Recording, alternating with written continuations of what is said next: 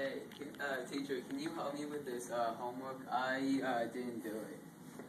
I was too busy working. I had some other classwork to do, and you just give us all these projects on such short notice. You make us read chapter after chapter. You give us so much work. I just don't have the time to do it. It's ridiculous how much work you give us. You have a point, Matthew.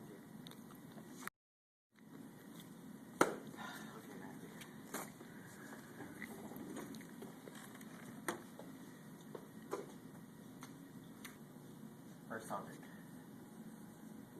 Lee. French Revolution.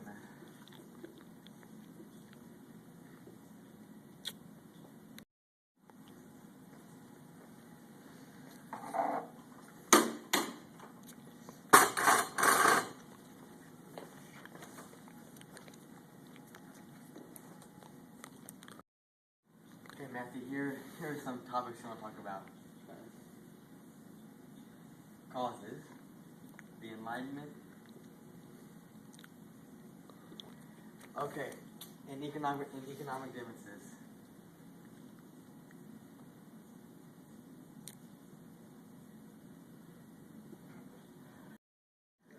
So like I said, people wanted differences.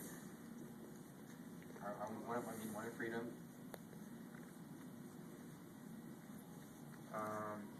There's also lots of debt, and along with debt came the Reformation failed.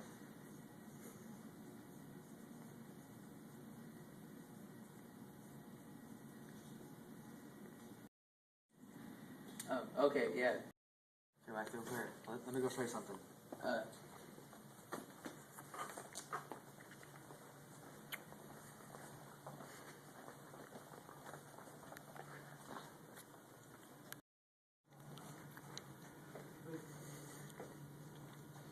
yeah, thank you for your help.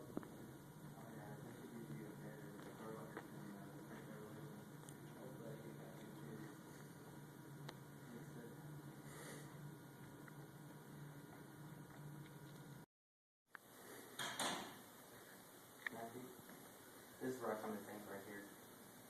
I can see why. Hey, I'll be right back. I have to go to the bathroom. Alright. Hey Christian, what's up? How are you teaching that stupid freshman about?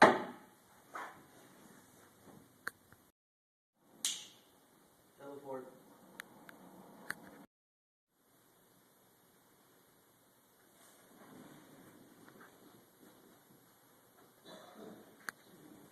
That was weird. So now that that's over, what was that stupid freshman talking to you about? He wanted me to answer some of these questions like, what were the various stages of the revolution? What were some of the characteristics of each stage? Oh, well that's easy. I mean, people weren't happy with the Antioch regime, so they started getting mad. They called it an Estates General, which it's a meeting of the first, second, and third estate. So they did stuff there. The way it worked actually was that the first and second estates each had one vote, and so did the third estate. But the first and second estates often had the same. They often had the same interests, so they could always overpower the third one, which was the peasants. So the priests and nobility always had complete control over the country, and the peasants weren't happy because they got all the taxes and stuff. Unfair. Yeah, so they weren't making very much money, and then they were getting taxed more than everybody else.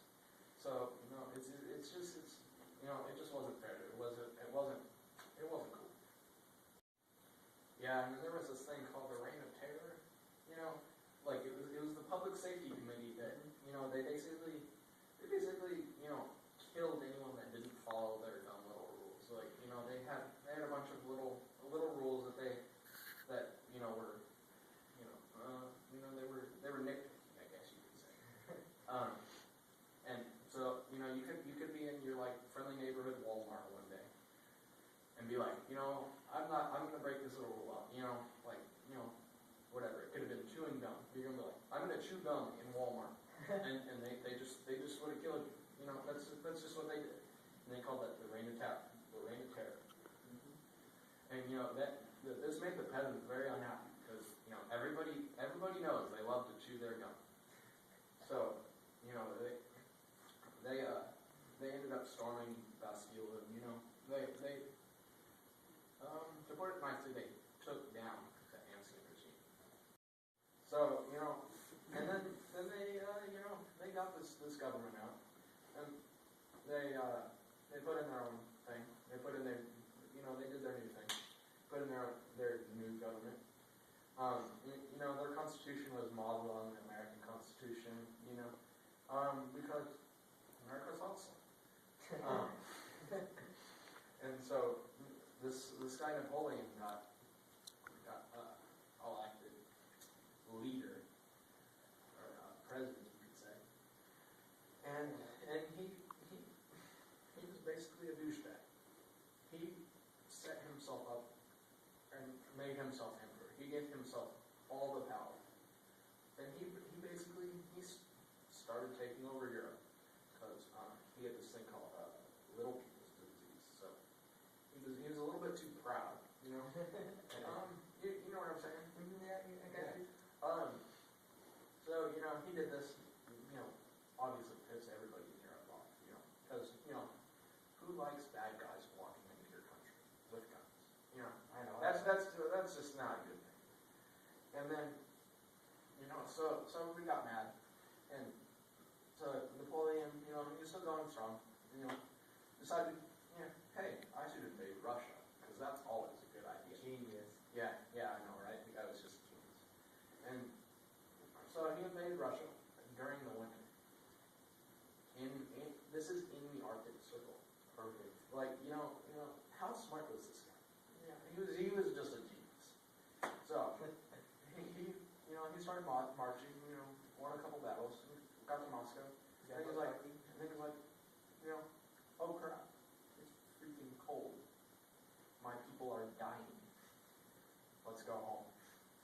So he lost a very, very large portion of his army there.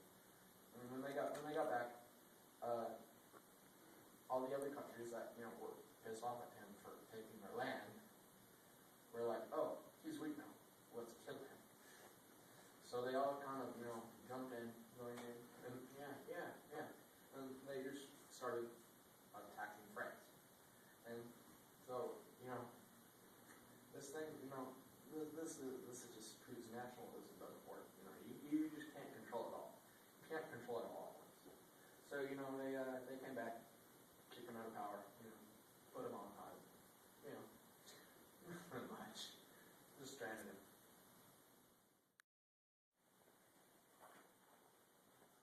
Hey, what's up, guys? Wasn't it sunny when you went to the bathroom? Yeah, Freshman, I'm leaving. Hello. So, what have you guys been talking about? This was where you and me left off when we were talking about. That's it, really? French Revolution? Oh, okay. Like I was saying, Matthew, we pretty much covered everything on the French Revolution. All we have is the last question.